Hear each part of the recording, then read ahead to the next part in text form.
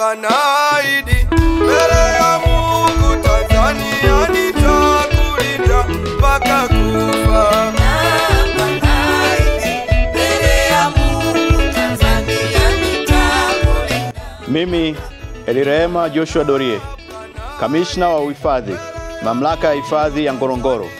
Kwa mamlaka nilionayo, ninawavalisha vyeo maafisa 145 na askari 476.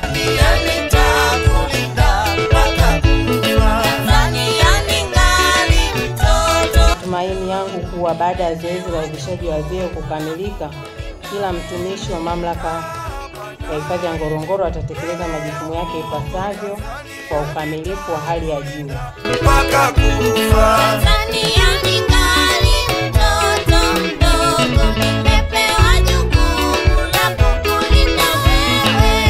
Napenda kuchukua nafasi hii kuwapongeza kwa kupanda vyeo vipya ambao ni ishara ya heshima na wajibu mkubwa ulio mbele yenu. Kwa kijeshi, kupanda cheo ni kuongezewa majukumu na sasa mmekuwa viongozi. Kwa hiyo kama umepanda daraja moja, manake wa chini yako wote wewe ndio kiongozi wao. Kwa hiyo una wajibu mkubwa na una majukumu makubwa. Pia mkumbuke kuwa kazi yenu ni ya kipekee na inahitaji ujasiri, uvumilivu na weledi mkubwa.